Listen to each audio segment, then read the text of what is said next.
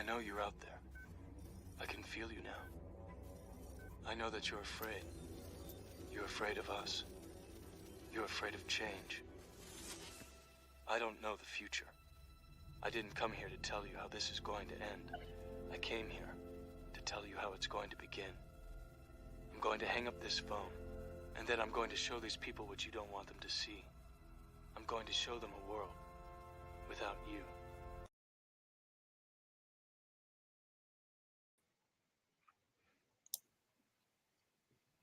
Yeah, you fucking up. What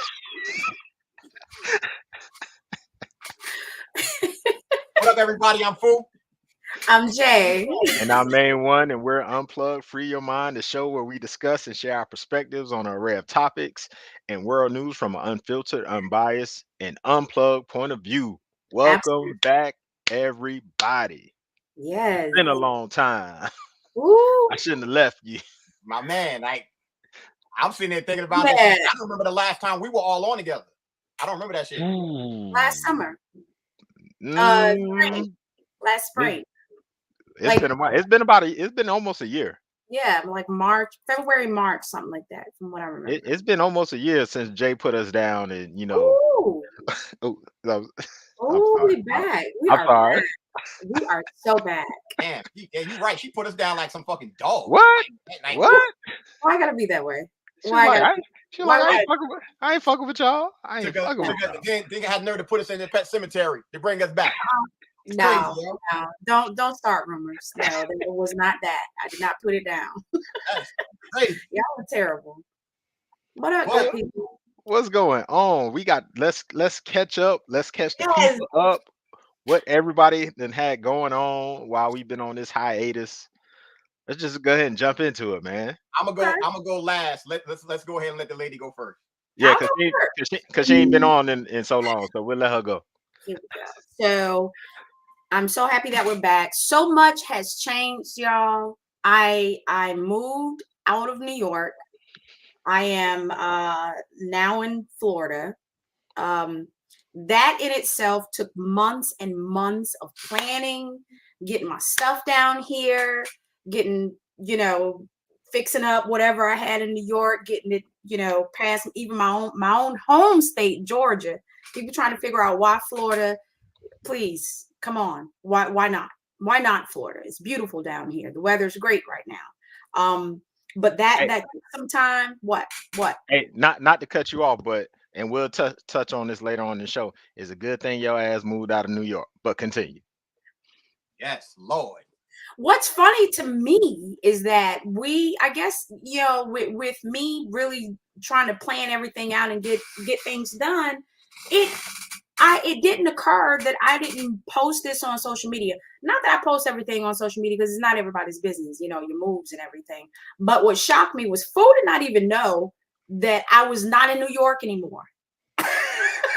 Yeah. Like I had already been in Florida like a month, I think, or a month and a half, something like that. Yeah. And you were like, yo, Fo didn't even know you moved. And I was like, well, once he find out, he's gonna be happy that I did. But yes, I'm here. It is very nice. I've been here now since November, enjoying it. I mean, it's different. I'm in the Gulf area. What are you laughing at? I'm laughing the fact that you moved to Florida from New York, and I know people who are saying that they don't want to move to Florida because of the governor. And I'm like, that ain't got nothing to do with me. I know that's why I'm like, they stupid. You out your mind. There it was, up in the air. It was either going to be for me, South Carolina or Florida. I went for Florida because I spent the summer down here last year. I'm going to wrap this up, y'all. But I spent the summer down here, went through a lot. Last year was a very trying year. Really had to refocus, get everything together. I did. Spent the summer here. Loved where I am. As a matter of fact, I'm in south of Tampa is where I am. So I'm right in the Gulf area. And loved it. It happened. I'm here. That's really all I could say. I'm enjoying it. Yeah. Let me tell you about them tax benefits. I know people talk about the government or whatever. Let's talk about these tax benefits for a minute.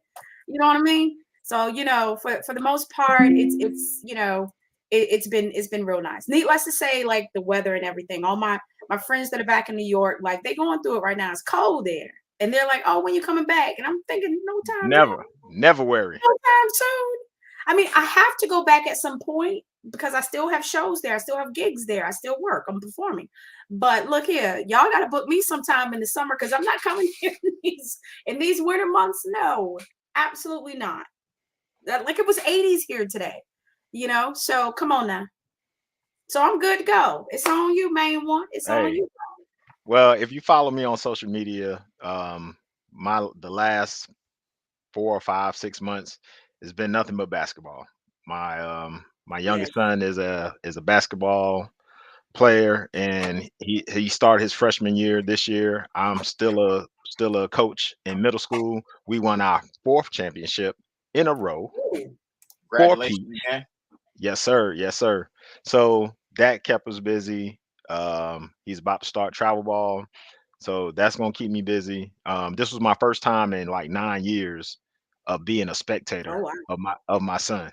You know, playing, actually just focusing, watching him play versus coaching, and not being able to see, actually watch him. So it was kind of weird sitting in the stands, not on the sideline, watching. It's weird as hell. I'm yelling, I'm getting mad and frustrated at his coach. I was about to say it was hard, wasn't it? Oh man, it was hard. It took everything in me not to go down on that floor and be like, "What the fuck are you doing?"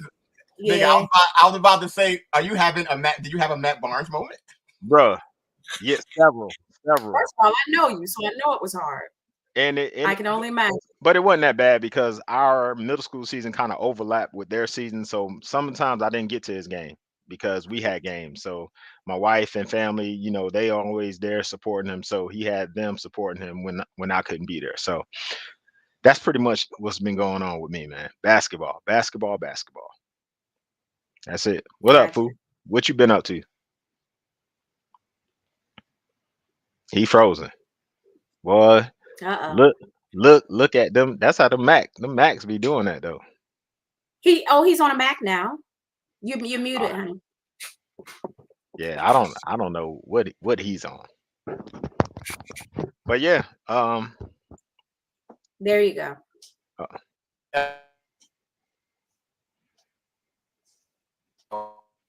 Uh-oh.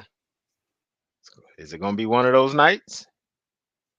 I hope not. First night back? No, it's not. This is our first night back, February 28th. I hope not. We can get through this. Just technical difficulties. He'll be back in a second. He has to anyway, He's one more day. Right now. We got one more day in this month. I know. Normally it's 28. Normally it's 28. Now we got 29 days. With this bullshit time and Gregorian calendar and all this bullshit. Yeah, until he comes back, how does that work? Because I was trying to figure out today, but I got so busy with work. So like people our age, they're turning like what, 7 or 8? How does that work with the leap year? Just what, every 7 years? Man, I don't know with this bullshit time. Can y'all hear me? We can hear you, but you're a little choppy. I don't know what's going on, but I do see that it says it's Wi-Fi mess up or whatever. I'm gonna make this super quick because I guess it's waiting or whatever at backstage. Everybody knows that I have problems with my game, like super major problems. I figured something out, took a lesson or whatever, and we're gonna see what's up. I got a tournament Sunday, and we can go ahead and see how this goes and post and stuff on TikTok and see how that goes. Get all. We want to go ahead and start the show because we got our brother Yarima in the background, and we're gonna go deep with this topic tonight.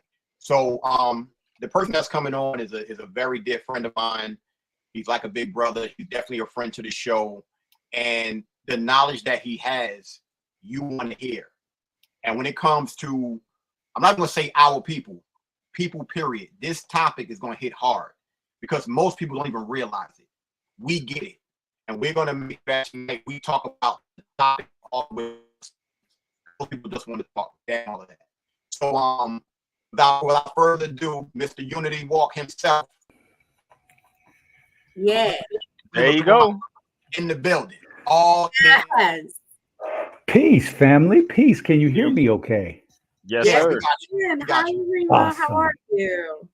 Jay, how you doing, Goddess? It's good to Doing see quite you all. well. It's good, Maine. I see you. What up? What up? You still got one of my favorite sweatshirts. Oh, okay. With or hoodies that I've received. Yours is still one of my favorite. Um, and of course, Fuquan, it's always good to see you, brother. Yeah, and I gotta get you your shirt right here. Yeah. I definitely want to say this because we talked about this with Imani about it also, and that the fact that people realize, Hey, Fu, you might have to go out and come back in, and then we may all have to come back in once you get logged back in, because you are choppy. Yeah, I can't. Nah, it ain't ain't nothing helping. Let me see if I bounce. Okay. Well, until he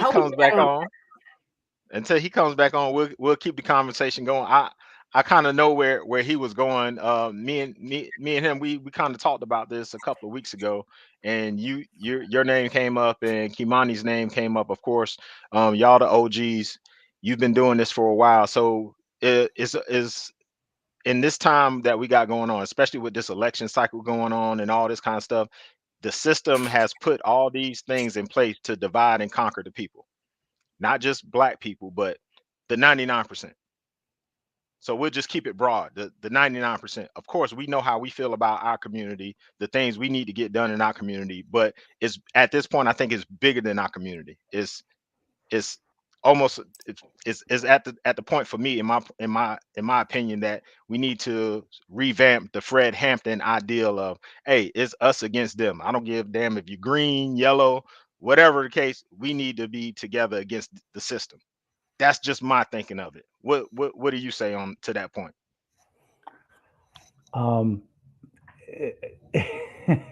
So first of all, this topic, it can go so different.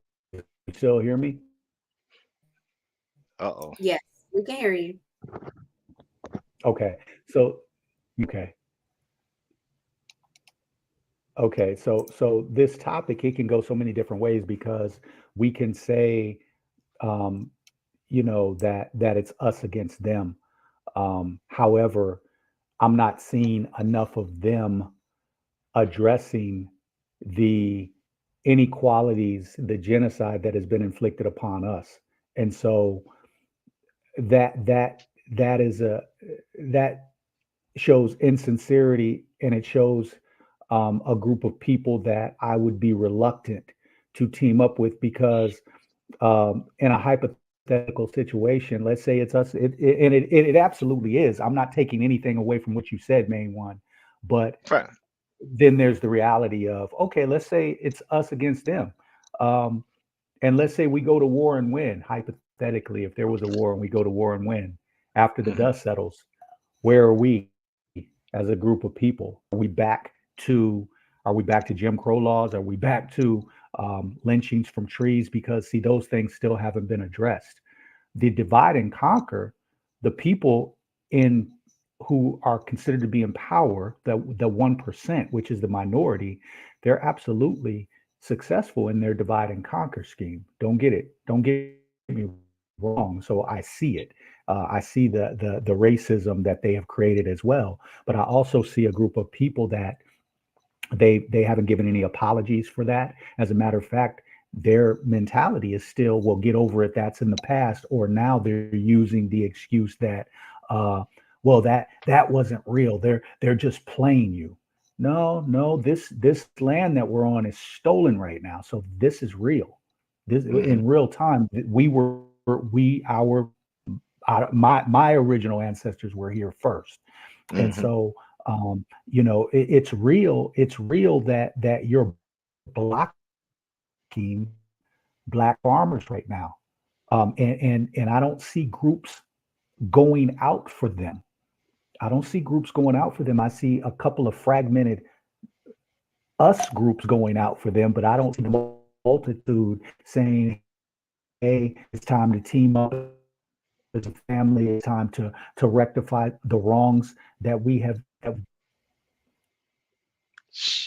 This damn So YouTube, man. I would use a little caution in terms of how we were to move forward as a group, because I think that if you want to sincerely unify as a nation, it's no different than family. It's no different than family. If you want to unify, and there are things that you have to do to make things right in order to get that family structure back solid. You can't, and we do that a lot. We do that in our relationships, just in our individual relationships. We do that in our friendships.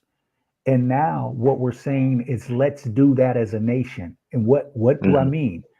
We pretend like shit didn't happen.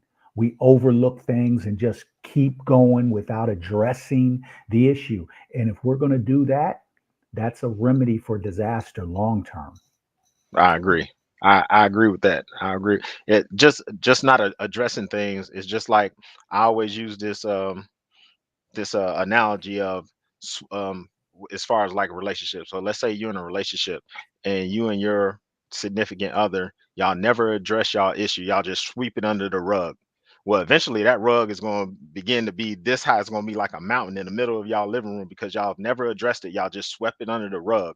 So I agree with you in that point where we have to address all the atrocities that have been done and have been perpetrated on this landmass, which is ours. To say that though, I think we also have to. I think they've done a really good job of programming us into this victim mentality, which I don't think is a good thing either because everything is blamed on somebody else. Is always somebody else's fault. It's never okay. Let me take accountability for what I need to take accountability for. I can't just keep blaming someone else. We have to hold the mirror in front of ourselves and address the things that we need to address. Do you agree with that point? Absolutely. And I think that that's key for us. That's part of the shadow work. That's part of the healing. It's called mirroring. So Mhm. it's, you'll get in a relationship and you keep having this round of relationships with different people, and you're wondering why the hell things aren't working out, where the universe or ancestors or God or whatever you want to call it is a spirit is sending these people to you to put a mirror up to you, to show some of the deficiencies that you have within yourself, some of the traumas that you haven't dealt with. And it's a mirror saying, hey, I'm trying to show you something here. Take a look at yourself, because there's greater things on the horizon for you, but you have to deal with these issues right here. And so I totally agree. We should not be in a victim mentality at all. And to your point, I think that there again is a fine balance in people saying, stop playing the victim, and the other group who is the victim to a certain extent saying, well, okay, but we still need to address these. Because if you take a woman that's raped, you wouldn't go to that woman and say, stop playing the victim. Now, if she's Right. doing it 30, 40 years later, well, at some point, miss, when are you going to heal? When are you going to take it upon yourself to look within and get past to the next level? Or are you going to stay in this? We understand that your situation, we understand that what happened to you was demonic. We understand that it was not right. We understand that you didn't deserve that. But we're 30 years after the fact now. Yeah. It's hard to tell that woman that, though, even 30 Right. years after the fact, when the perpetrator of the crime, nothing has happened. and you know who the perpetrator of the crime is. And that's what we're dealing with. So that's the fine line between victimhood and Yeah. saying, wait a minute, we were abused though. Wait a minute. Yeah. We have grandparents and great grandparents that had hundreds of thousands of acres of land that was just taken from them. Yeah. We've had every major town in this country, not just Tulsa and Rosewood. We've Mhm. had A lot of them. 60, 70, Don't even 80 know about. towns, all of them destroyed. Yeah. Like all of them destroyed. Like not one left standing. So there comes a point where we have to be careful of somebody saying, stop screaming victim. We have to be careful of that too, because we can fall into that trap.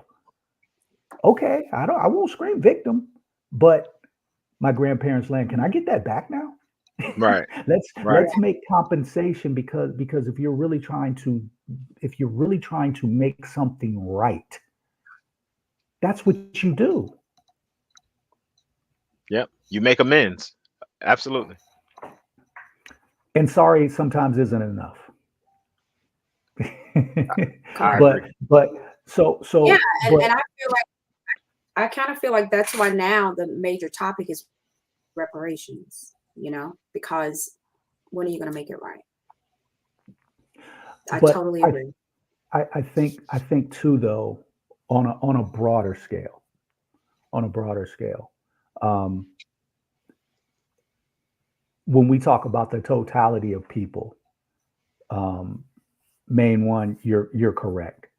They are using, and it's not even, we. This is where too, all of America has to take responsibility. See, we need to look at ourselves, but now all of us need to look, because we do not act like adults. I'm sorry. One of the ways that we divide ourselves is this. And a partner and I were just talking about this earlier. It was funny that we're on this topic. But you know what?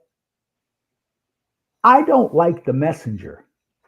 So therefore, I'm not going to listen to the message. Right. Yep. Let me touch on that, just because that literally just happened to me today based on TikTok. I made a TikTok video referencing the movie Sound of Freedom, and that people needed to go see it. And I had people respond saying, well, the people that made the movie, they was convicted of this, and they convicted Tim Ballard of this, that, whatever. And my response to them was, I could care less who was convicted. I care about the message.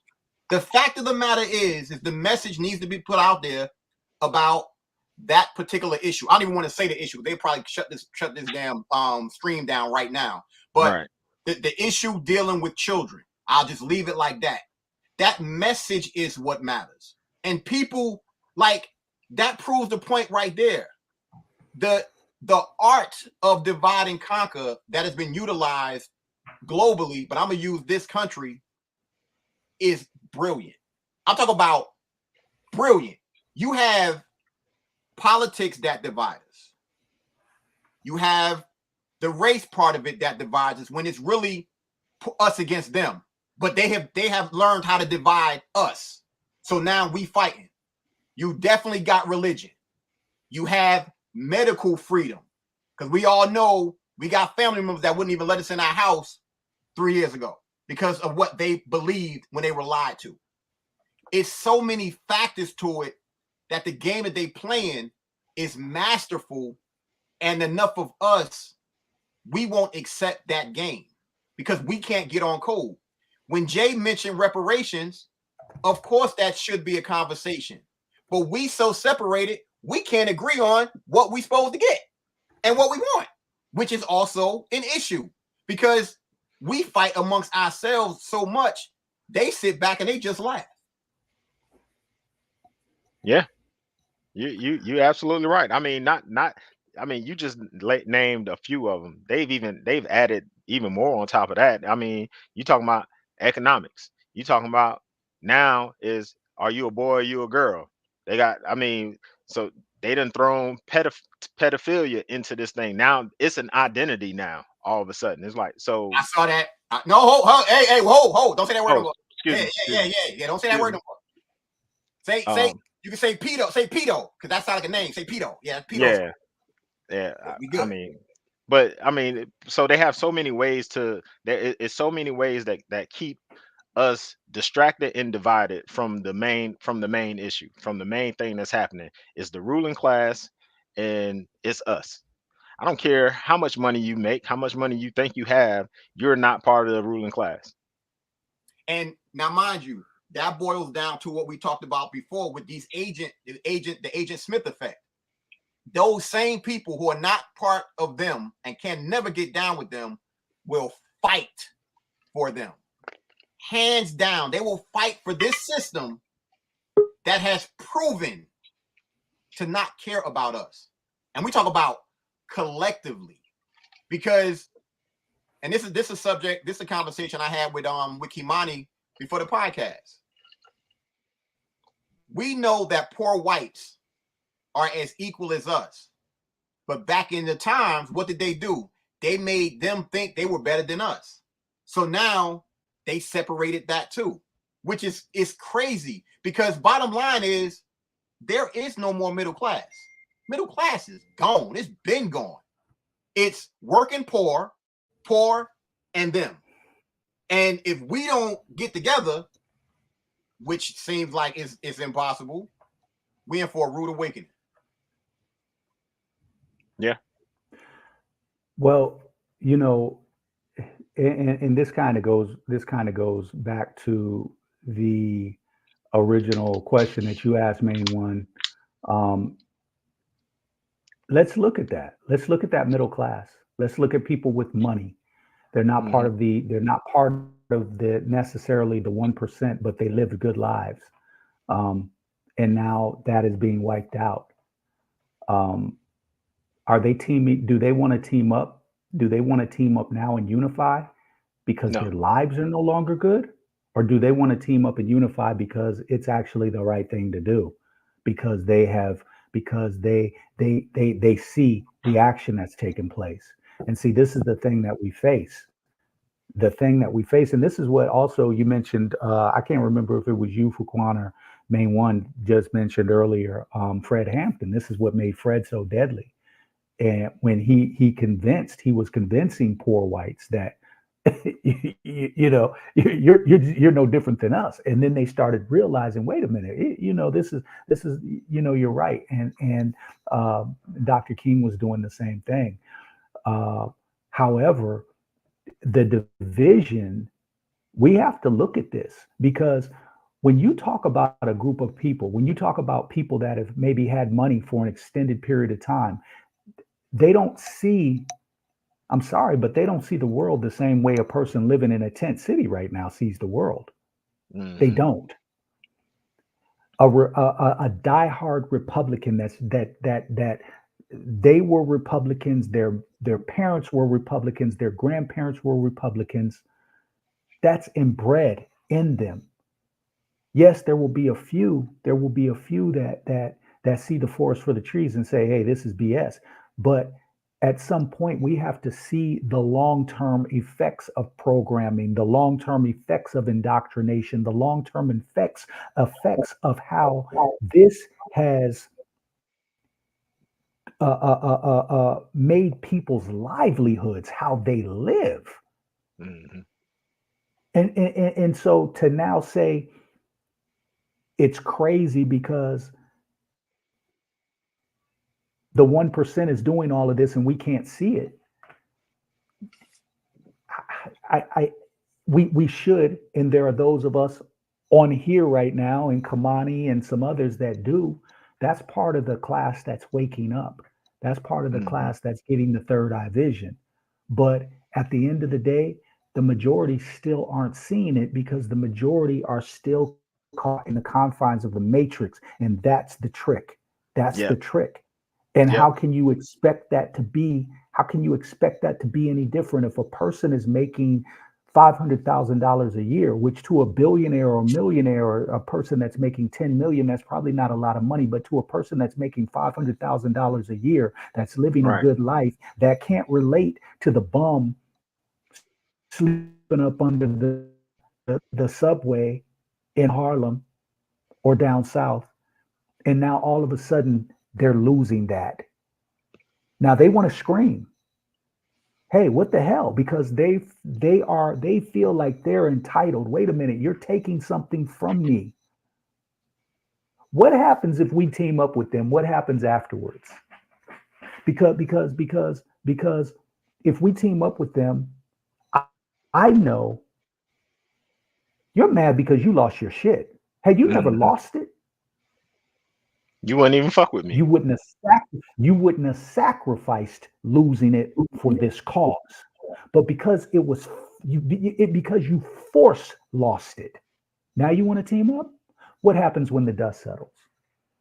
And Yeah. I want to touch on what you said to basically put this out there to everybody. Based on what Yarima just said, let's just say there is a team up. That person who lost everything is a liability, because the powers that be, if they offer them what they had, they'll turn on you in a hot second and slit your throat and stab you in the back in a hot second, because they're comfortable with what they had and they aren't for the cause. Now, will it be maybe a few that be like, nah, get the fuck out of here? Yeah. But those are the ones that'll stab you right in the back quickly. But I think that's why and I'll reference this, and Fu and I, we talk about this. That's why The Walking Dead to me is so prolific, because if you break it down to the bare minimum, and I think we could be headed to something, maybe not the zombies and all that shit. That but to a point where it's nothing that you have to be able to hunt, fish, the strongest survive.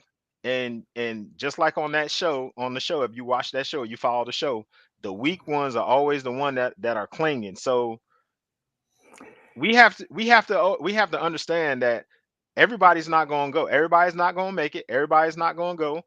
I have a contingency plan for my immediate family. So I mean, you have to start getting these contingency plans. I know where, if something happens here at home, I know where my next stop at. I know where the next stop at. I know who has the food. I know who has the ammo. I know, man, you better start thinking about this shit, because it could go down that way. I mean, the power, they talking about the power grid could go down.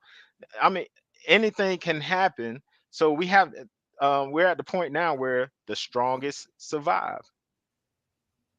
And that's part of the reason why even right now we didn't do it. At least I didn't do it at the beginning of the show because I forgot. If you're in the chat right now, please take a second and put the city and state where you are. We ask you to do that so that people can see where where everybody is. So maybe someone that's tuning in is close to you and y'all can connect, because that right there is what we need. We've already seen from last week, at any given moment, these phones can go out. I was one of the people whose phone was out. And mind you, they said it was just AT&T. My mother's phone was good. Mine wasn't. I was completely off. So that was another test run that they did. This is what they do. Yeah. And they want to see the reaction. Now, mind you, somebody like me, when they do shit like that, it's called sit your ass down.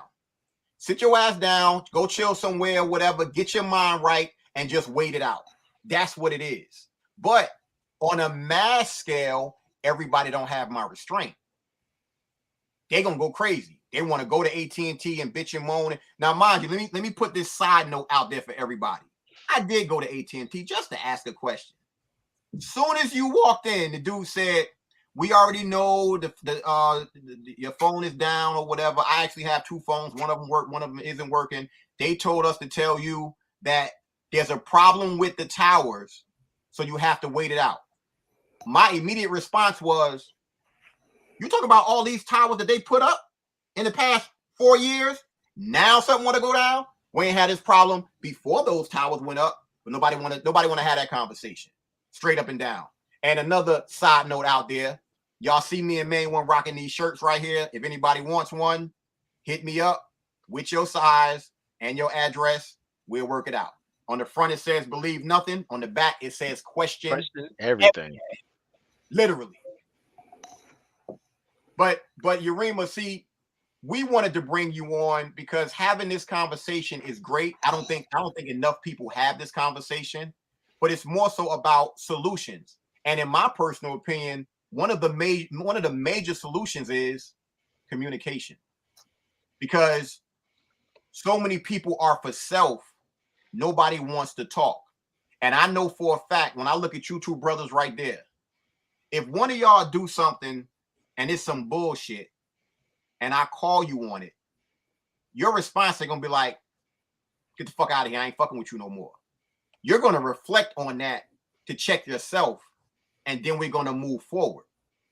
The issue that we have is so many people, they don't take constructive criticism.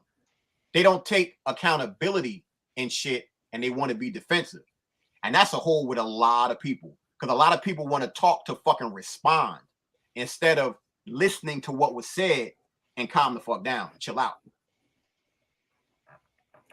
Yeah, I think, Fuquan, I think that one of the what tends to happen, and you see it all the time, especially as of late. Nobody wants the help of the lion until the hyenas are chasing them, and the hyenas are out right now. And so now you got more people, they're not throwing around the term conspiracy theorists as much as they were in 2020. Why aren't they? It's still there, but people aren't using it as much because we were right. That's why they aren't using it as much. And so, because people are dying that took those injections because the economy and the country is failing. I said in 2020, this is a sinking corporation. I don't think that we have to, I don't think that, to even have a conversation about teaming up. If you really look at the situation, it should be automatic. Look, home prices, rentals are going up astronomically. Why did we have to have a conversation about literally millions of immigrants coming into the country? Why didn't the people say, you know what, wait a minute, hold up. If you're not gonna secure the border, then we are. Yeah. Because they ain't coming in here. And what would have happened hypothetically if citizens went and stood on the border and started blasting anybody trying to come by? They don't have enough prisons. What were they going to do? And so I just give that as one example because we're watching it play out and nobody's doing anything. And so, and the reason nobody's doing anything is because people have been programmed not to do anything. People have been programmed to wait on a savior to come and save them. My thing is, what people should be doing, that was a test run. They were doing what I like to call a check, a temperature check, a temperature read with the AT&T phones. That was simply a temperature check. What people need to be doing now is memorizing numbers, family groups, and family isn't always necessarily family. It can be friends that are better family members than family members. But people who are close, that you actually have direct contact with, should be talking to one another and coming up with a plan in the event the electricity goes out, in the event an EMP hit, in the event of this. Where do we meet? What time do we meet? If this goes down, you have a certain amount of time to get here. We need to see you at this particular location at this particular time. The phones won't matter. I would say memorize phone numbers, but that will be obsolete if the phones go out. So the Right. communication right now needs to be out. We need to be out. I'm a big proponent and a big advocate of, this social media thing. It's a great matrix for dissemination of information. Mhm. And they don't, the 1% doesn't like that. That's why they're talking about, oh, we need to get rid of TikTok. We need to do, yeah, because you don't want the information getting out. But the people need to be out amongst one another because we are the power source. We need to be out talking. We need to be out coming up with solutions in real time. I have an event April 6th in ATL. And the name of the event is we are the solution that we've been waiting for. We are the savior that we've been waiting for. And we're going to talk solutions. But we need to be out with one another.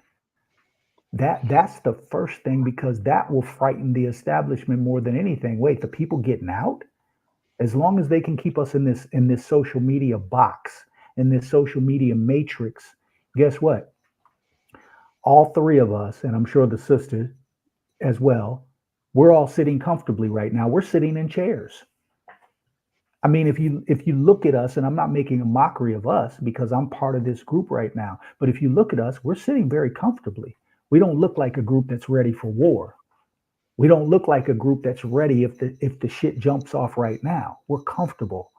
People need to get uncomfortable, Yeah. because guess what? Just as we're comfortable right now, when I'm driving through ATL, when I'm driving through Jacksonville, Florida, when I'm up in Maryland, when I'm up in Philly, there's people that are very, very uncomfortable right now. They don't have a home to go to. They're outside. Yeah. Yo, And when Yeah. so, go Yarima, ahead, Fu. Yarima, what you said with the solutions, you are absolutely correct. But I think solutions only work for people who actually identify that there's a problem. See, the problem is we got so many people in the majority who don't even realize that it's a problem. Like, just to touch piggyback off of what you were saying about the migration and the immigrants. They have programmed us so much, and they've been doing it for a long time. Because remember, there was a great Asian immigration migration that came over in the 60s. And they had us all on board about, hey, we need to bring everybody in. And as they were coming in, all our problems and everything were going to the bottom of the totem. We were getting pushed down to the bottom of the totem pole. Here it is again. We got this migration coming from Mexicans, and from what I'm reading and doing research on, it's not just Mexicans, it's people from all over that's coming in, military age, that are coming in. And we're just saying, as and not just community, but especially black folk, because we're so fucking damn giving and loving and all this kind of damn shit. Yeah, there's no reason why they shouldn't come in. But don't you see what's happening, dummy? They're squashing us by letting everybody else come in. If we're like Dr. Claude Anderson said before, he said if we were the minority, if we were third on the totem pole with all these immigrants coming in, we're gonna be on the bottom of the totem pole.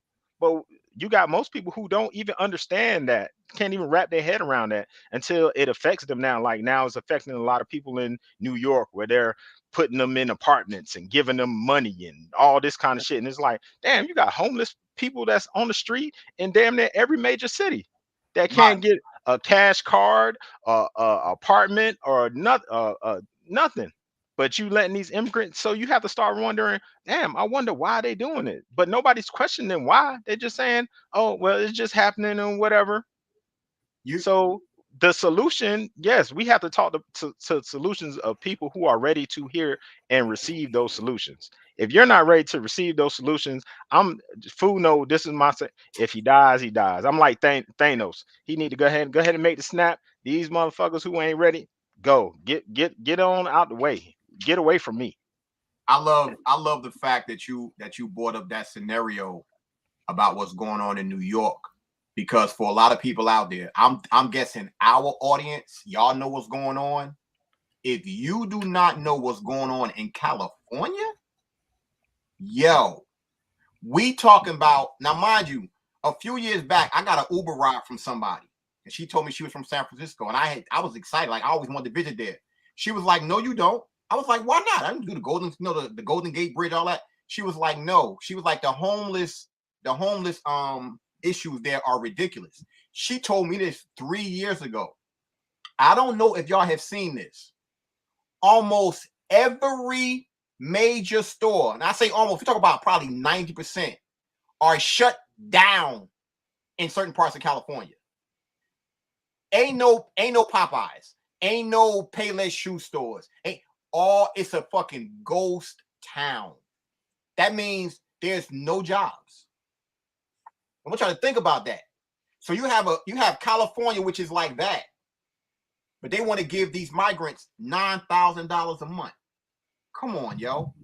And then you got the governor of Cali praising Slow Biden, saying he's doing a wonderful job. And that same governor is possibly talking about throwing his hat in the race to be president. You couldn't even win your own state. So what's the point? But people are neglecting this. And if y'all haven't noticed this either, there is a mass exodus of people leaving California. Celebrities, everything. They going to Tennessee. They're going to Florida. They are out. Sylvester Stallone on his show, I just saw the video earlier, on his show that he has, a reality show, told their kids, me and your mama moving to Florida. The house is already getting ready to be sold. I don't know what y'all gonna do. This is not. Hey, bring this into the stream because it touches right on what you're talking about. There it is.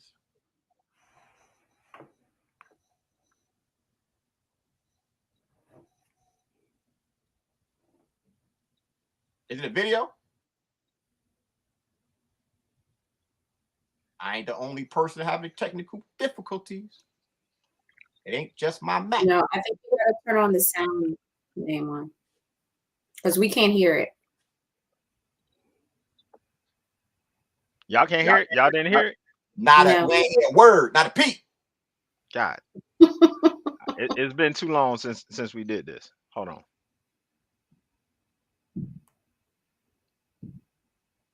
Yeah, I forgot it's a certain kind of way you got to do this. I forget. Yeah. Since the IT man is over there doing his thing, fixing the situation. There you go. I want to apologize to everybody about the technical difficulty night, and it starts with me all day long. It starts. This one right here, yeah, I don't even need you to see me with this shit I'm finna be talking, but I'm gonna tell you something. Yeah, people hitting my line, talk about, man, where you going? Where you going? Out of California?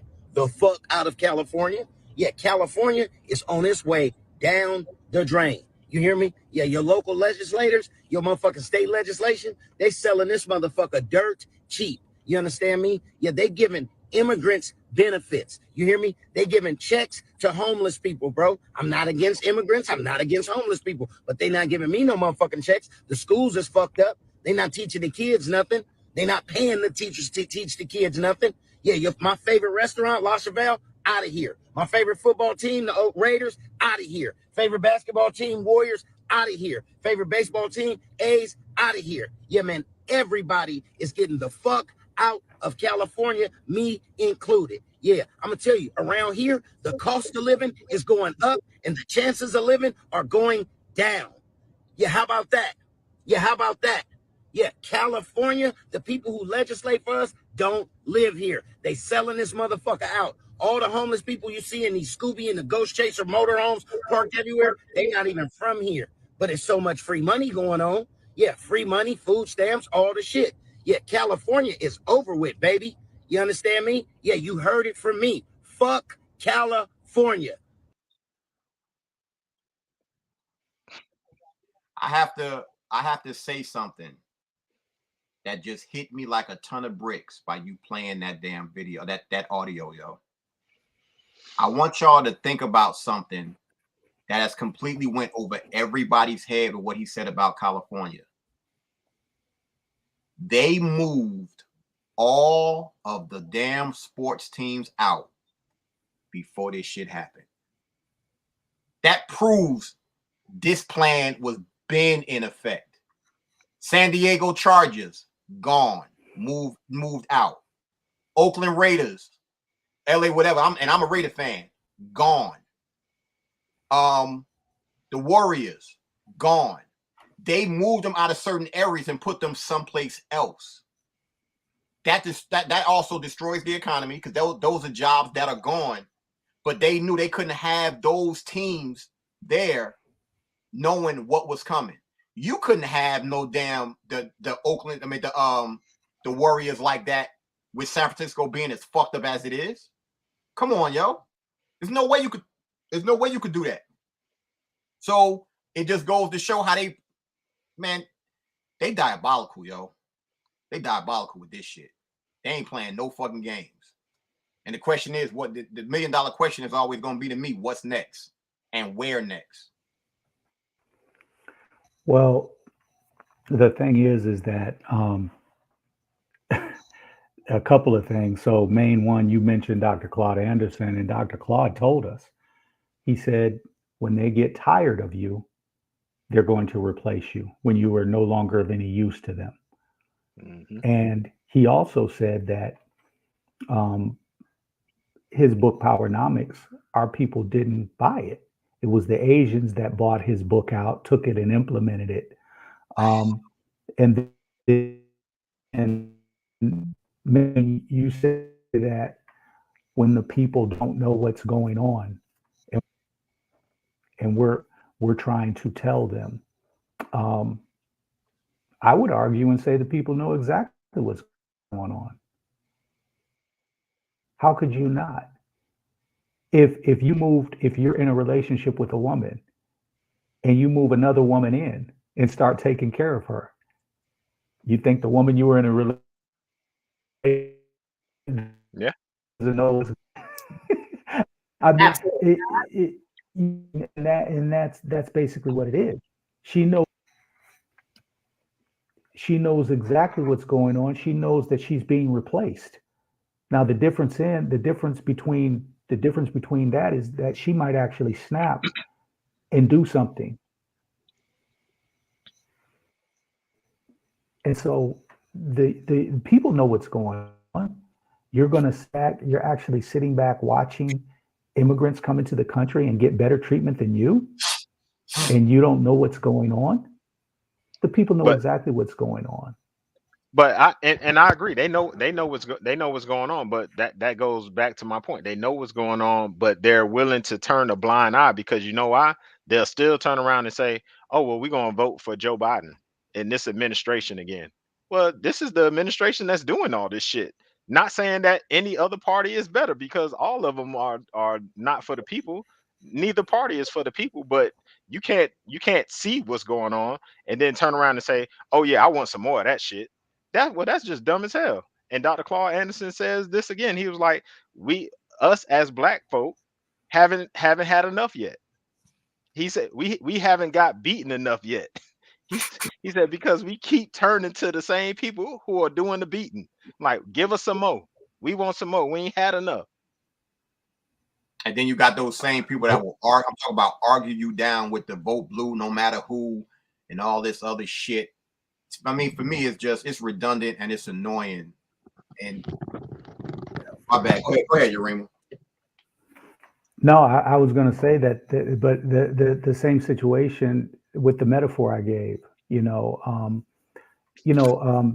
a brother in the chat, Brother John, and we talked about this. We talked about this years ago. What was coming? We talked about this years ago. That basically this whole thing was going to play out because they were showing us how it was going to play out. It was no surprise.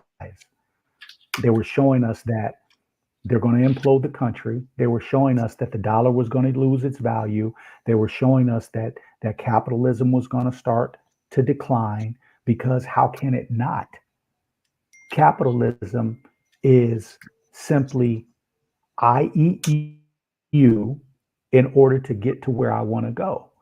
If you really look at this country from a spiritual aspect, for all the talk of unity, for all the talk of putting up the American flag and we're Americans and all of that gibberish and rhetoric, when you look at the country, we don't give two iotas of a fuck about one another. Only time we actually care or pretend like we care, sending our young people to war. We don't care. My state is better than yours. If we're one America, if we're one America, then no, we're all in this together. No, my state is better than yours.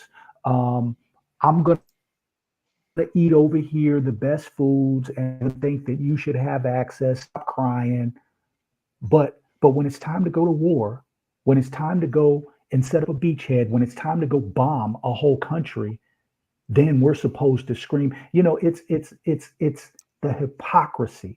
You sit here and you watch the American Olympians go, and we pretend, yes, they're representing America.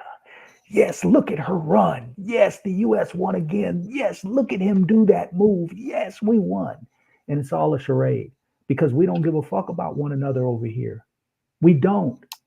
And that's why, to add proof to my statement, just look outside your door. We don't care.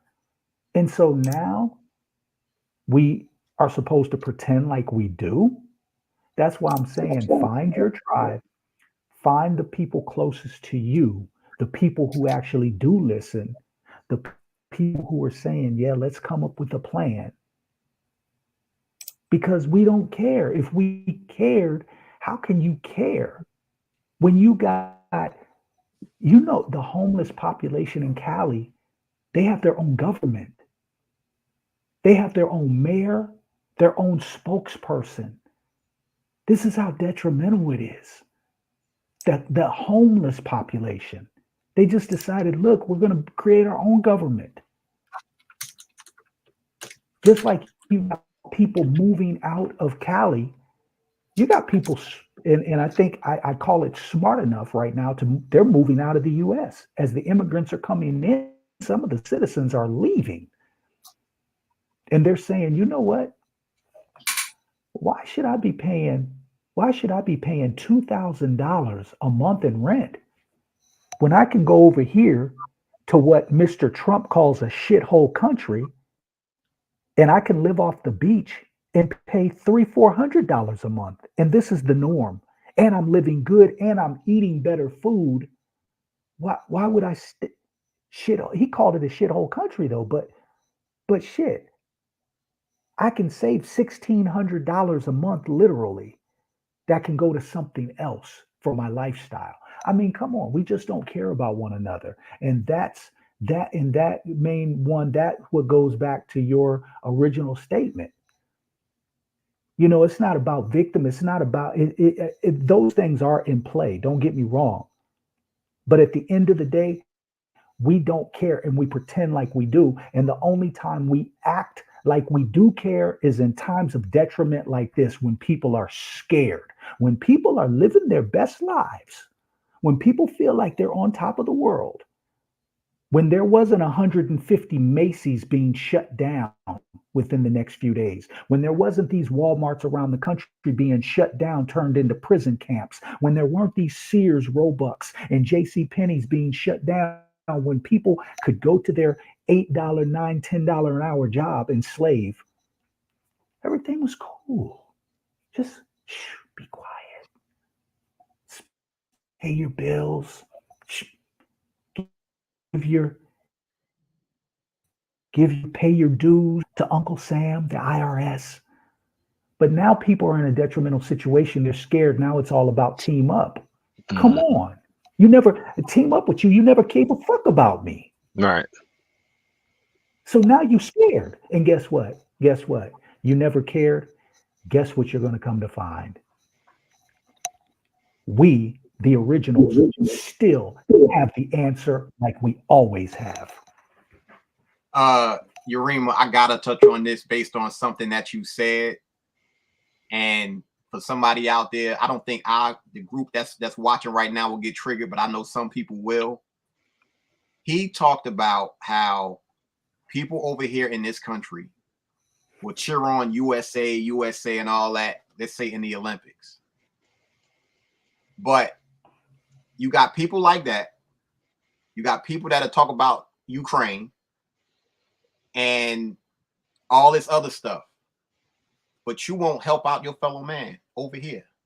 You will scream hard for other countries. Let's do this, let's do that. But you won't even help your cousin. Your cousin could call you right now, house burned down or whatever, and he needs some clothes. You ain't picking up your phone. Unfortunately, that's where we are in this country. And it's sad because basically, and we say this all the time, all that we got is us. Literally, that's all that we got is us. But we don't support each other. Like, I'm gonna give y'all a great example. When I put this out there to people in Douglasville where I live, there is a young couple that makes soap here in Douglasville.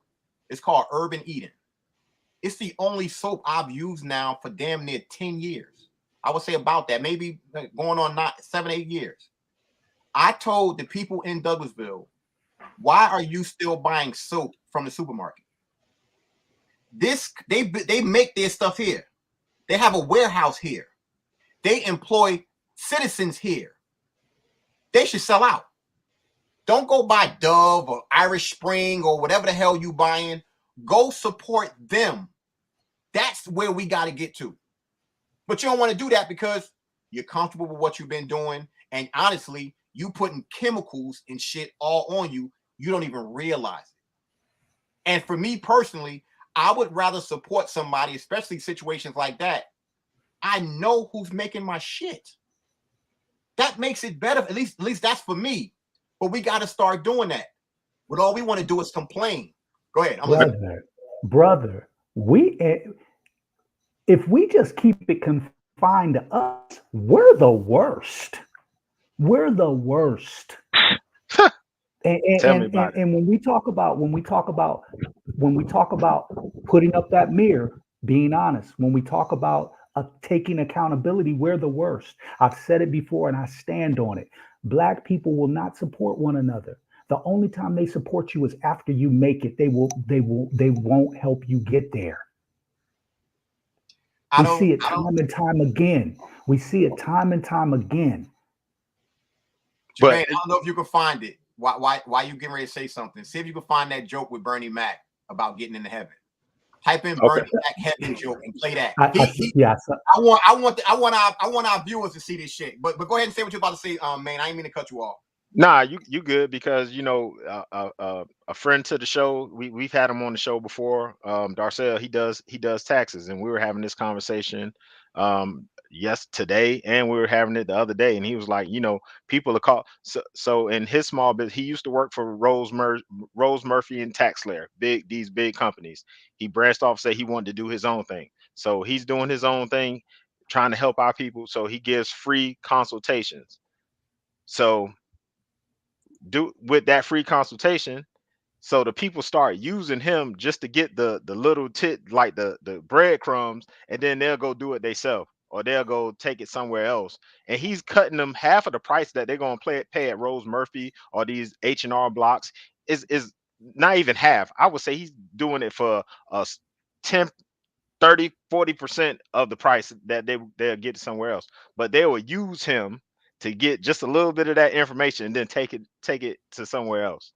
So that's how our people operate, and we've been programmed to do that to each other. We've been programmed. The Urban Eden situation you just said, why they don't sell out, why all the black people in Douglasville don't buy their soap or whatever, because we don't want to see anybody getting rich off of us.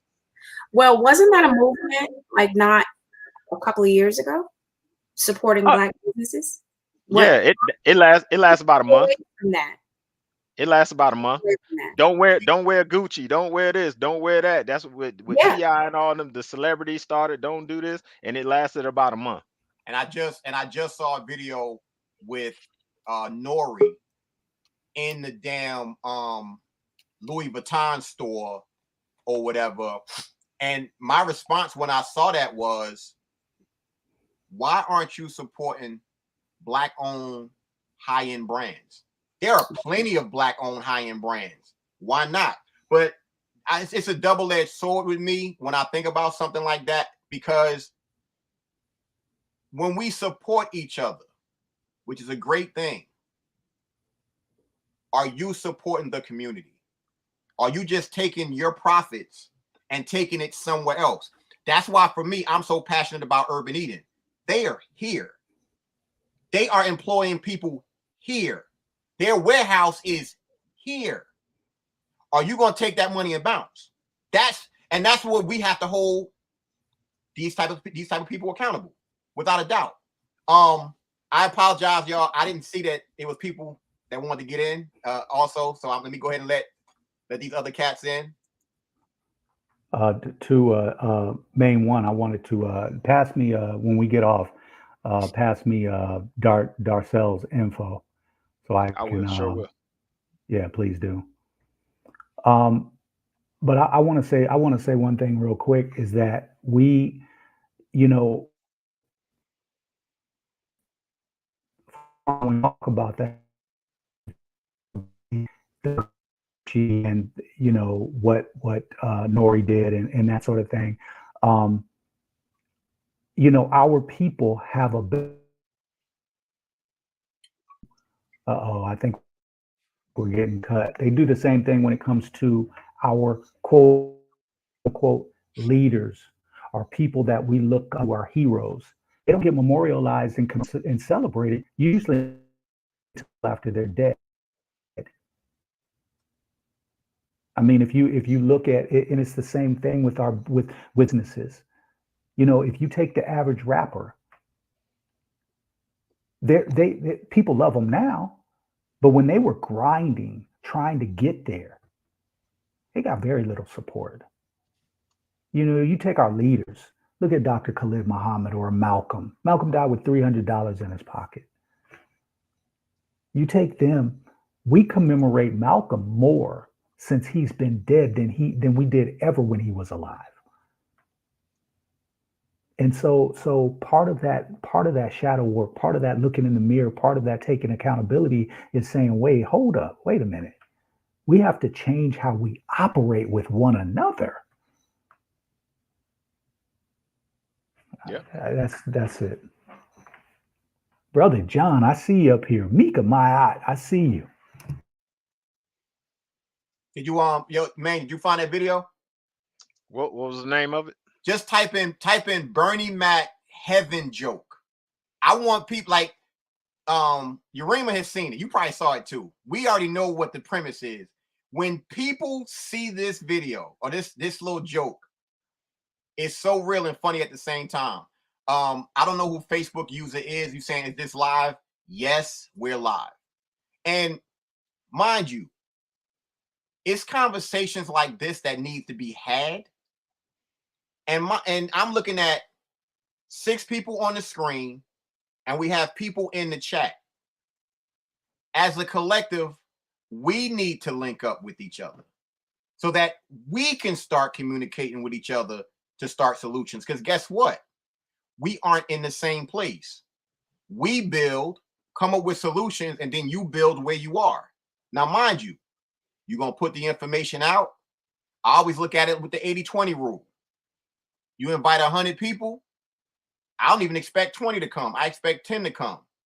Out of those 10, hopefully you get 2 that's actually about progress. When that happens, the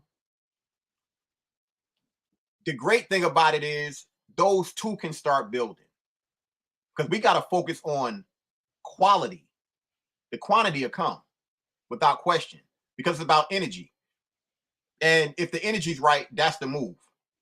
I'm gonna be completely honest with y'all. I went somewhere yesterday. I literally had to leave from being in there because it was so heavy in there. It felt like death. I was like, you ain't got to worry about me ever coming back in here, because the energy was off. I'm good. I'm not rocking out with it. And I think more people need to do that, because you don't want to be around that type of shit. When I'm around Yarima, the frequency is where it's supposed to be. When I'm around Jermaine, however that plays out, the energy is where it's supposed to be. That's what you want. When you're around people or the frequency is low, get the fuck away, because ain't nothing you can do about it. There's nothing you can do about it. I think myself and the people that's on this screen right now, it kind of bounces off of us, but that don't mean that it's not heavy. You can't have your energy being drained from you right now. You need to keep as much of it as you can, because you'll kill yourself if you don't.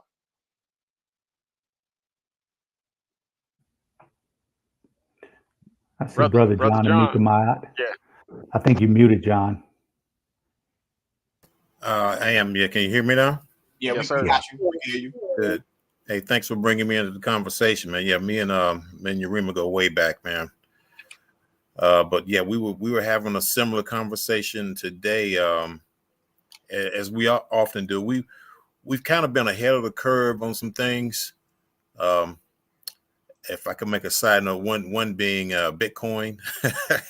I got him into that way back in the day, man, when it was low. But that's another side point. But to echo a lot of the sentiment that I've been hearing in the conversation is that we can't get together ourselves yet. There's a thing called the Hegelian dialectic, which is what they use, divide and conquer. Who was it? Rick James, I think he said, divide and conquer is a hell of a drug, or somebody said it.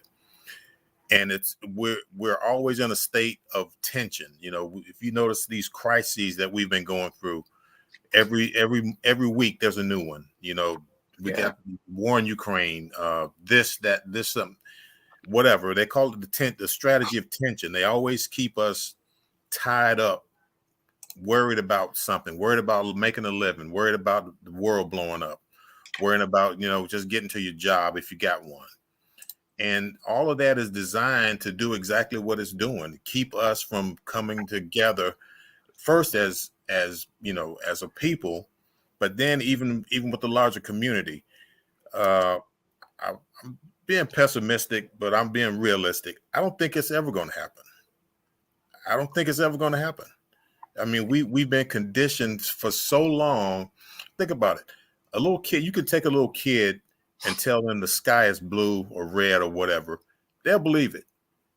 The people that really run this show, they've got that same kind of power over a lot of our minds, that they'll tell us anything and we believe it. Mm. And until we can come out of that fog, I mean, it's looking dire, man. I mean, if you look around now, I hate to be gloom and doom, but it's facts. Look at the economic situation. 30-something trillion in debt, and we're still borrowing money to give it away. And then half of that is probably going into some, it's not going where they say it's supposed to go. Just like that money, those pallets of money they sent over to Iraq, Iran, they disappeared. Don't forget about the Pentagon money that disappeared. Oh yeah, right before 9/11, 2.3 trillion. And you know what? They still have not passed an audit to this day. Right. A lady named Catherine Austin Fitz and a professor from Michigan, they did a survey with some doctorate students. So this was no conspiracy theory, to try to figure out how much money the Pentagon was missing, and they come up with some astronomical number. And instead of the Pentagon fixing the issue, you know what they did? They hid the data that they used to make the report, and then made it they wrote a law that you can't get that data anymore. Mm-hmm. So and they still haven't passed an audit. And But let you be late on your taxes or something exactly. Like that. They banging at your door. They just hired 87,000 new IRS agents, right?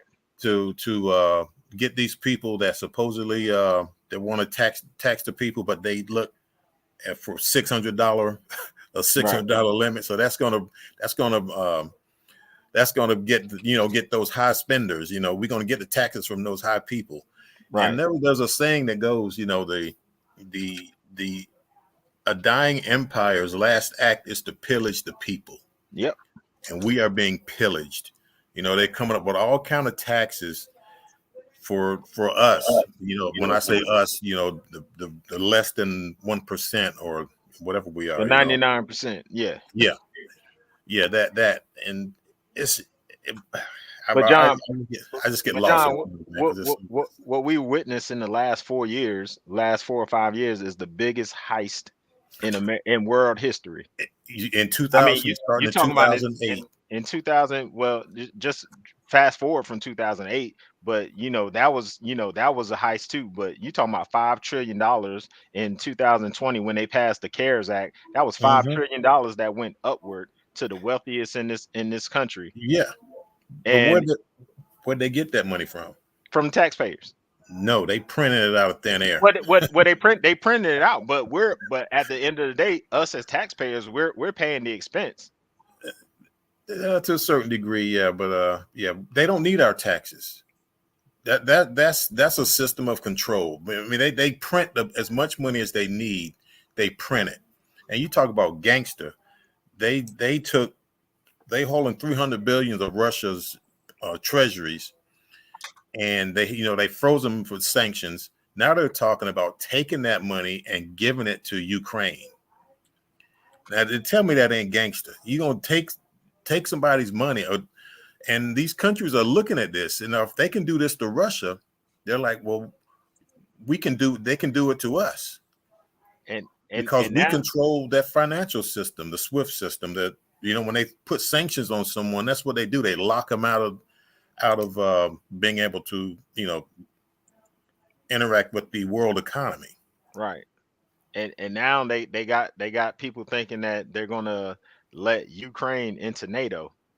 Well, that ain't happening. Putin said that ain't happening. Oh yeah, well I know that, but you got these people who will believe that, and if you've read Confessions of an Economic Hitman, you see the play what's happening. You already see the play what's going on.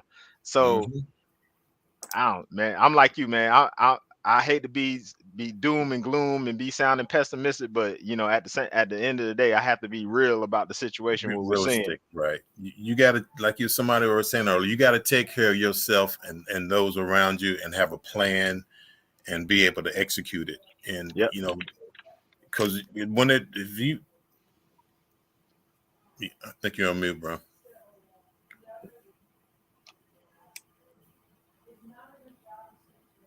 Who's that? No, I thought you were talking. Your lips. Okay, my bad. Oh no, you good. Yeah, but yeah, it's and sad thing about it is it doesn't have to be this way. One of the people that one of the guys who just Rothschild just passed away. Way back in the day, his mother said, if my sons didn't want a war, there wouldn't be one. And we pointed those people, but I've contend that if you can say their name or where they live, they're not the ones really calling the shots. They are a middleman. They're mid office. They handle the paperwork. Yep, you are correct. Yeah, Micah Mayat, you want to join in?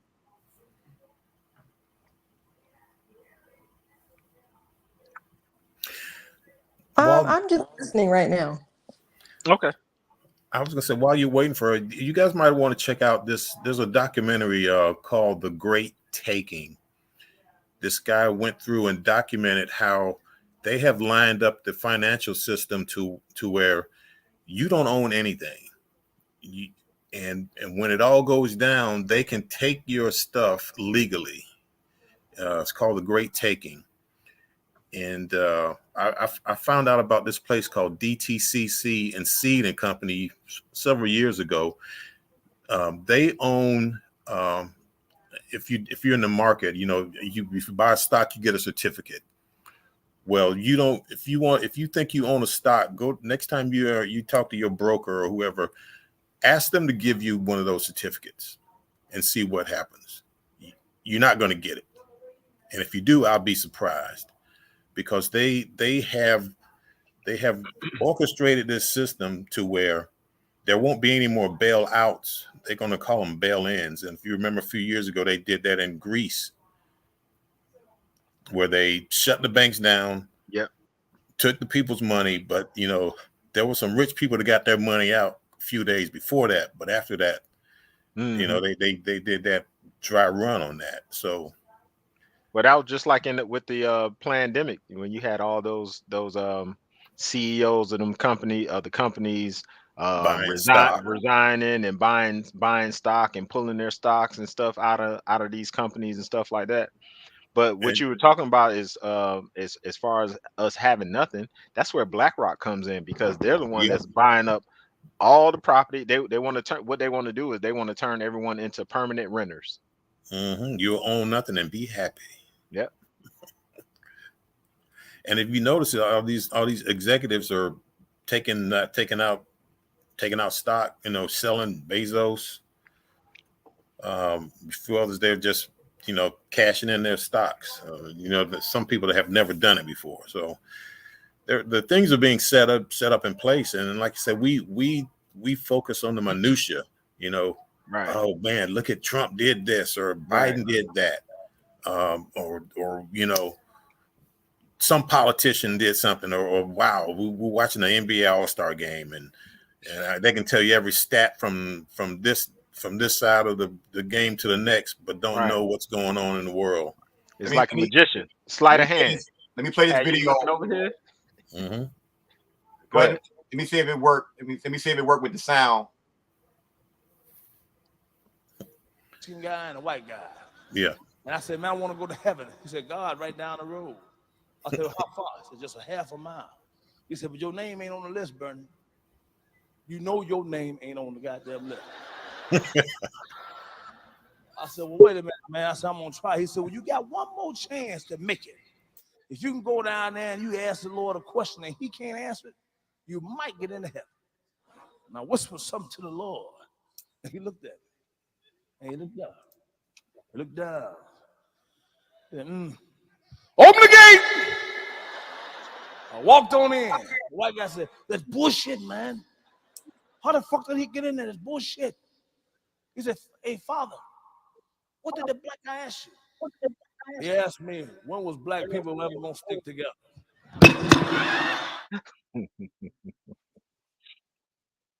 That is as real, literally. That is as real as it gets. Oh my God. It's a joke. It is. But you can't deny. You can't deny that right there, hands down. And I'm gonna say this before I let Julian in, because he wanted to jump in on the conversation too. I want to make a suggestion to everybody. I want you to watch a documentary on YouTube called The Devil We Know. It ain't got nothing to do with religion. Nothing. And then after you watch it, I want you to find a movie called Dark Waters. Dark Waters has Mark Ruffalo in it, who played the Incredible Hulk. When you watch that documentary and then watch that movie and how it ties into each other, it's going to make you rethink certain things. And that's where we got to be too, because it's great that we have conversations like this and it's a bunch of us that's on the same page. But stuff like that, even certain movies, like I would take any suggestion for a movie right now to watch, because that's what it is also on my end. If I haven't already seen it. But those two right there, you will honestly be surprised. And after you watch it, you're going to go in your kitchen and it's going to be particular things you're going to throw away because it's going to blow your mind once you actually watch it. Let me go ahead and bring Julian in. They call that I want to say something too that real quick. We're in a very spiritual cipher right now. And so we tend to look at things from a physical aspect, but we're also in a very, very spiritual. As a matter of fact, there's more going on in the spiritual realm than the physical. The physical, what we're seeing is just a reflection of what's going on in the spiritual realm, and that is change. There's a shift taking place. So what you're going to see at this point is you're going to see different people making moves based on where they are in their particular journey spiritually, and it's going to reflect in their physical act. So I'm saying that to say that you have people right now that, you know, they're seeing the collapse of a country, but you also have people who are seeing the rise of a country. So just as we are seeing the collapse of an economic system, you have people right now building communities that are resource based. That's the biggest hoax ever. Like, we never needed money to survive. The first beings on the planet weren't concerned about money. And so that again is another construct to keep us subjugated. Because if I can put something out there that you depend on, then I can control you. And so what you're going to start seeing is you're going to start seeing other groups of people that are going to take innovative approaches to say, you know what? Okay, because we as beings on the planet, we acclimate to situations. You put us in any situation and we will acclimate to it. Some will die, but many will get acclimated and they will start to make moves. And you're seeing that now. They got a group called the Venus Project, and they're based in Florida, and their whole concept is resource based. You have a global group called the Creative Society, and their whole thing is putting human beings first, putting us first. And they did a survey of millions of people around the world, and this is what came back: human beings to be first. So you're seeing these global groups that are really in panic mode right now because they are losing control. And so they're throwing everything out there, and there's going to be people that get caught up in it because, like John said, there's people that are just believe what the government says, but then there are others of us that are waking up. We ain't believing nothing, and we're saying, you know what?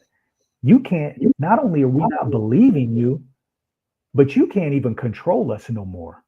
You can't even tell us what to do no more. We're going to make moves because we're free to do that. And when people start to realize that they're actually free, it's game over. Go ahead, Julian. You got the floor, Holmes. Yes, sir. Yes, sir. First of all, thank you so much, Fu, because I watched you when this first began, and you've been steadfast through that whole vaccine and all of that. Hey, don't say that word. Yeah, don't do that. I'm sorry. Yeah. I'm so. But you've been steadfast, first of all. So I want to commend you for that, because we've made a lot of comments and we listened to a lot of commentary about solutions, but it starts with you being and those like you being resilient and steadfast first. Secondly, I'm so happy because we got intelligent Black men on this phone. We got spiritual Black men. We got Black men who are committed to a solution. And to give you a little bit of my background, you should see my name, Julian X, means Nation of Islam, FOI. And I really want, because I have intelligent Black men on the phone, free thinking Black men on the phone in 2024. When we think about it, in the past, in the history of mankind, never have human beings been able to communicate within seconds globally. So this right here, this is the solution, right? And we have intelligent Black men who are genuinely committed to a solution. Free thinking, strictly here for the love of their people, right? So I want you to reason with me, because I'm so thankful I actually got a chance to get on here, because no one's talking about this. If you understand where my teaching comes from, and I'm not sure that all of you do, but I'm pretty sure Brother Yarima does. My teachings come from the Honorable Elijah Muhammad. And I've been a student of these teachings for about 25 years. And it used to be, when I first heard some of the more extreme aspects of the teachings, although I understood the teachings, I also understood that our people wasn't quite ready to receive it. And so mockery was made of us of some of the extreme things that we were taught. But I will tell you, and anyone on this phone, and I say respectfully, if you don't really, if you don't understand the teachings of that man, there's more to learn within us. And the very fact that we're on the phone communicating about it, I can lay out what I'm saying. The Honorable Elijah Muhammad and the Nation of Islam in our teaching has a solution for our people. This isn't just a religious conversation, even though I appreciate the brother talking about everything you see physical was once spiritual. So all we're seeing is something that was already spiritual and has been in the momentum for years and years before we even got here. But nature always corrects itself. And this is what he was saying. The world is fixing itself, ridding itself of the evil that has permeated the world. Now, the enemy is swinging wild, fellas. He's on his deathbed right now. His money, his media, he's being attacked on all levels. He's being attacked simply by this, simply by what's going on in Gaza. And I brought that up, and that's very important. We must not ignore that. That's connected to us, because you have never seen these Zionists. Julian, yes, listen. Can't say that neither. Listen, hold up. Now, let me just be clear when I say this. We want you to get your point across. What words can I not say? Man, that one right there, like honestly, that right there, I'm surprised Ashley ain't go, shh. Say pianoist. How about we say this. I call them the SOS band. You got to learn how to talk in code, brother. Yeah. Hey, see, I don't know. See, listen. Either that or a real estate agent. We are not in the land of the free. Can I say the SOS band? That's fine. You can say that. Yeah, that's fine. The such and such of such and such band. Yes. Yes. Black folk know what that is. Of course. Okay.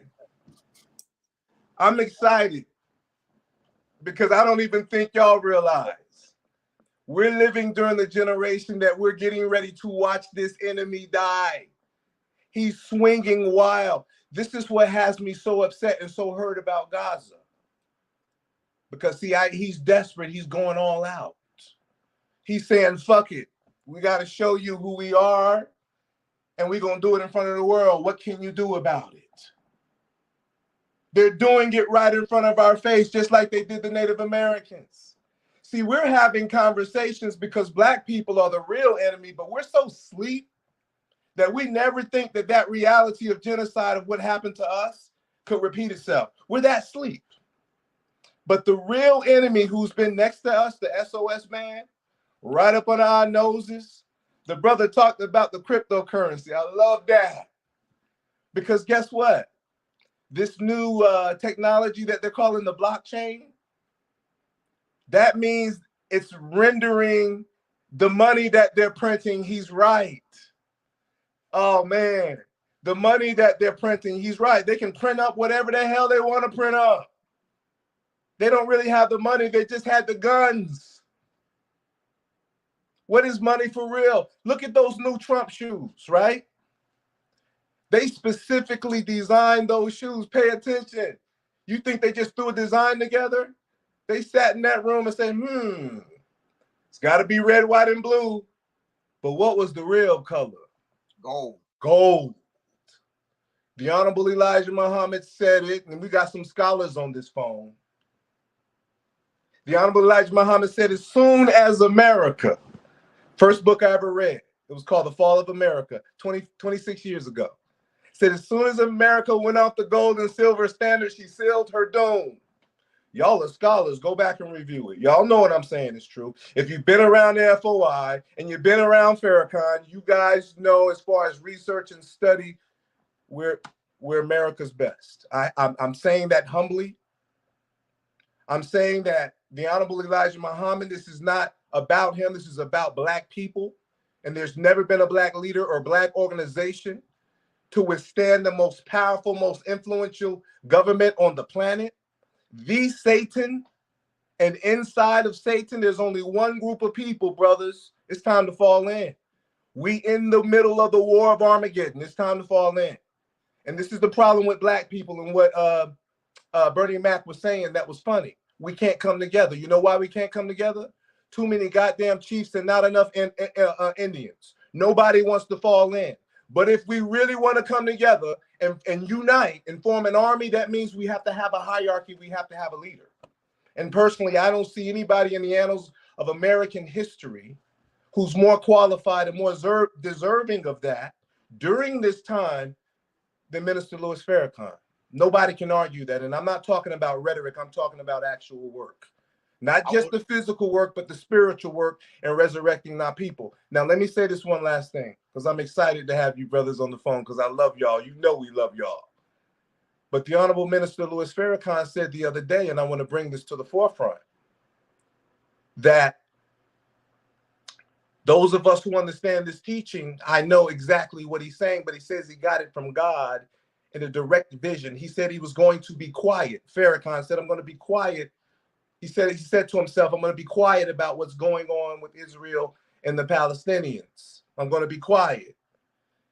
But he said that God, through his teacher, the Honorable Elijah Muhammad, showed him a clear picture of Netanyahu, the leader of Israel, meeting with his war cabinet to plan an attack on himself on October the 7th, which is the birthday of the Honorable Elijah Muhammad. Basically, the Honorable Minister Louis Farrakhan stated to the world that that was a setup, just like 9/11, to do what they want to do in Palestine. Why the rush? Why now? Because they're losing control of the government. The SOS band sees the other white boy coming. His name is Donald Trump, okay? See, those are the ones that's got to be quiet, and those are the ones that's going after Trump right now. I saw an article where they say that they're afraid that if Trump comes through this, that he's going to seek retribution. You damn right. Because he's fighting to put the money back on the gold standard. He's a businessman. He's a money man. That's what Make America Great means. I'm going to be quiet. I know I threw a lot out there. Please, I didn't want to take over the conversation, but I wanted to get out that we Black people in America are directly connected to Gaza. Why do you think that they're sending Tiffany Haddish over there? Come on, Black man. We brilliant now.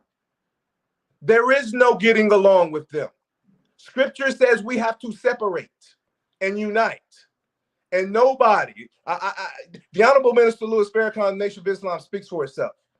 It's the only Black organization that survived counterintelligence program. And all of those, even in the conscious community, who might have thought Farrakhan has something to do with killing Malcolm X, are now proven that it was, as we always said it was, the FBI and the CIA trying to prevent the rise of what? A Black Messiah. Let me go ahead. A Black Messiah. I definitely appreciate you coming on, and we up to a little over an hour and a half, and we're going to get ready to end the show. But what I want to do is, Yarima,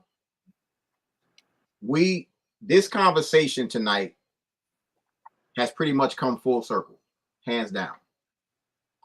And I want to first say to everybody out there that's watching, we want to thank you for tuning in. That's number one. Number two, we ask that all of you, if you haven't already done it, go subscribe to the YouTube channel. Actually, both of them, because our original page is back. Unplugged FYM and Unplugged Free Your Mind. So please go do that. Definitely without question. And tell one more thing. Can I get one more thing in? Very important. Go ahead. Very important. They want to build a canal through Gaza. Okay? They want to drill through that land and build a canal because they shut down the Suez Canal. Okay? All right. We are next, Black people. Don't think that they won't try to commit open genocide on us. All right. So and we appreciate that. And for everybody out there, obviously, me, Jay, and Maine are going to communicate. We're going to do our best to make this a constant where we're back. Because I can honestly say, we haven't, all three of us have not been on this show in a while. Yes. And this show right here, this shit right here, nigga, this shit right here, this is that shit. Like, this is. Oh, you can say that. This is you what say we that. want. This right here is what That we damn want. Zuckerberg, boy. Because basically, we wanted to come back strong, and this is even better than I expected. So I want Yarima to end the show, and you can say and go wherever you want. Because honestly, it's time to really step forward and do what we need to do. Plain and simple. I've said it before. Communicate with each other. If you in the chat right now, put the city and state where you are. Link up with each other if you are in the same state. Hands down. If send us messages, put messages out there so we can start communicating with each other. We can have another building session off air, which is where the power comes from anyway. This is the surface stuff. And lastly, like I put it out there earlier, if anybody wants one of these, and it was funny that Yarima said about to believe nothing a little while ago, it's like a shameless plug. The front of this shirt says believe nothing, and the back of it says question everything. If you want a shirt, hit me up with your size and address. I'll get it to you as fast. I got a bunch of XLs and a few 2Xs if you want one. So that's what it is. But Yarima, go ahead. Let everybody know what's up. Can you drop your website, your YouTube page in the chat too before we go? Oh, the moderator's about to handle that. Cool. Yeah, I just wanna say that really the spiritual context of this whole thing is very important. It's crucial because literally what you see outside of you, a lot of this shit is an illusion. A lot of it is illusion. And we have to constantly be cognizant of our spiritual essence. It's so very important. It's crucial in this time. I can't stress that enough. You're going to need that because you're going to need your discernment. It's easy to say, let's unite. It's easy to say, hey, we need to get together. However, J. Edgar Hoover said something. He said the greatest threat to the security of this country is Negro unification. He also said, which to me was more important than that, he said, let's make sure from here on out we get in front of a movement before a movement starts and then we're trying to get in. In other words, let's start the movement and lead it. Where spirituality is important, and this is using discernment, because we can talk about unification all day, but we see what Jim Jones did when Black people decided to unite up under someone.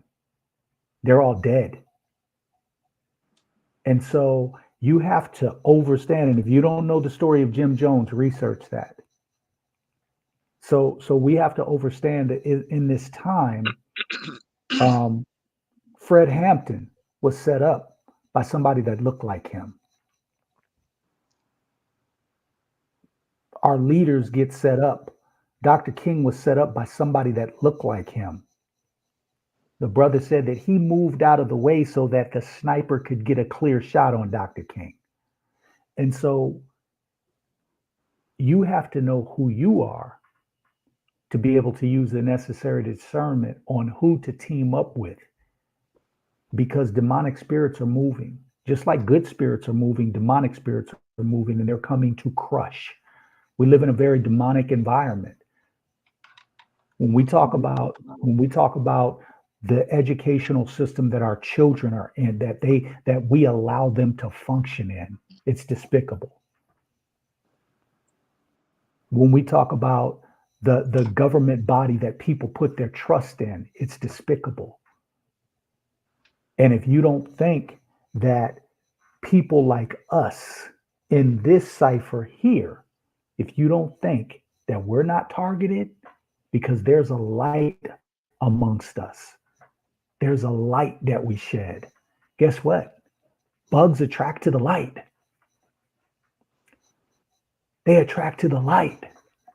Roaches scatter when the light is turned on. They want to get rid of the light. Why you think Gates is talking about covering the sun? They want to get rid of the light. And so if you're a light being, if you have that light, if you're trying to shine light upon the darkness, understand that demonic spirits are going to be coming at you. And they're probably going to come in the form of people that look like you. Mm-hmm. Be aware, be cautious, because everybody's not to be teamed up with. And one thing, there's going to be more of this popular saying that's going around right now. Start listening for it. And that popular saying is, oh, you're being divisive.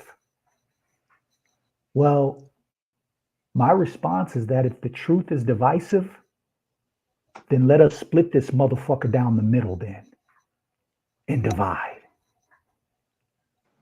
Because we're going to stand on truth. Truth. I 10 seconds. I gotta end. I gave him that. That's why I wanted to do it. I gotta do it that way. But what I do want to say to everybody out there before I end the show, did y'all notice that as soon as Yarima said something in reference to light, that light behind him beamed a little bit? I was like, oh shit. I don't know if y'all caught that. I did. But we appreciate that. For everybody out there, thank you. Like, I humbly thank you for tuning in. Without a doubt. We're going to be on when we're going to be on.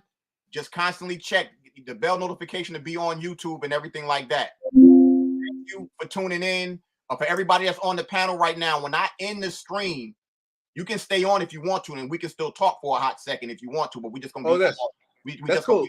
Off stream. That way, yeah, let's do that. Y'all can link up anyway. But can we do that? Yeah. So for all of y'all, thank you. Like, I'm dead serious. Thank y'all for tuning in. How do I do that? Just stay on. Don't touch nothing. Just don't touch nothing. Right. Thank y'all for tuning in. And with any luck, we're gonna see y'all next week. I know you're out there. I can feel you now. I know that you're afraid. You're afraid of us. You're afraid of change. I don't know the future. I didn't come here to tell you how this is going to end. I came here to tell you how it's going to begin. I'm going to hang up this phone, and then I'm going to show these people what you don't want them to see. I'm going to show them a world without you.